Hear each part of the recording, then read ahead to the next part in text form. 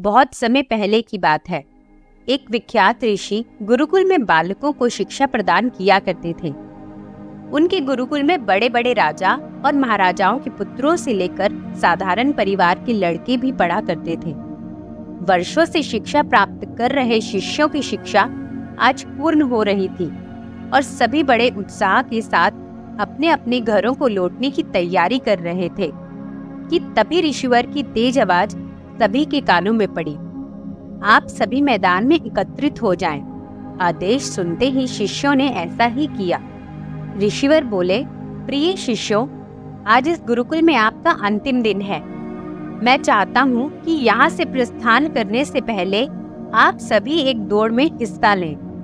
यह एक बाधा दौड़ होगी और इसमें आपको कहीं कूदना तो कहीं पानी में दौड़ना होगा और इसके आखिरी हिस्से में आपको एक अंधेरी सुरंग से भी गुजरना पड़ेगा।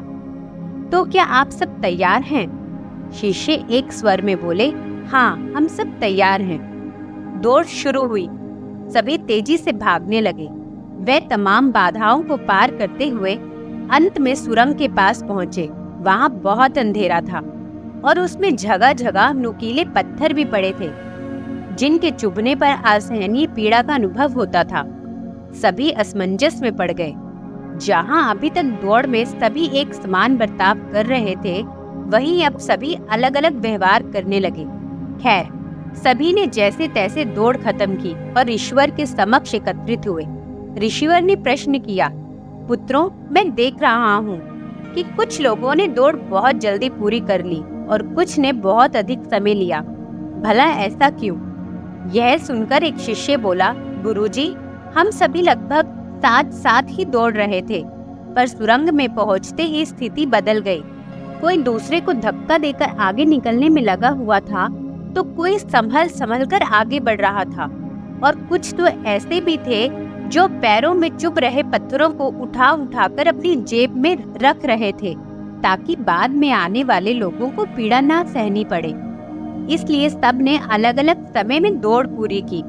यह सुनकर ऋषिवर ने आदेश दिया, ठीक है, जिन लोगों ने पत्थर उठाए हैं वे आगे आए और मुझे वो पत्थर दिखाएं। आदेश सुनते ही कुछ शिष्य सामने आए और अपनी जेब से पत्थर निकालने लगे। पर ये क्या, जिन्हें वे पत्थर समझ रहे थे, दरअसल वे बहुमूल्य हीरे थे। सभी आश्चर्य में पड़ गए और ऋषिवर की तरफ देखने लगे। ऋषिवर बोले, मैं जानता हूँ आप लोग इन हीरों को देखकर आश्चर्य में पड़ गए हैं। दरअसल इन्हें मैंने ही उस सुरंग में डाला था और यह दूसरों के विषय में सोचने वाले शिष्यों को मेरा इनाम है।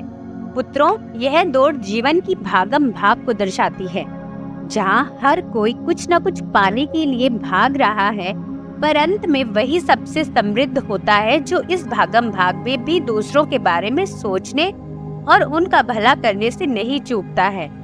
अतः यहाँ से जाते जाते इस बात को गांठ बांध लीजिए कि आप अपने जीवन में सफलता की जो इमारत खड़ी करें, उसमें परोपकार की ईंटें लगाना कभी ना भूलें। अंततः वही आपकी सबसे अनमोल जमा पूंजी होगी। धन्यवाद।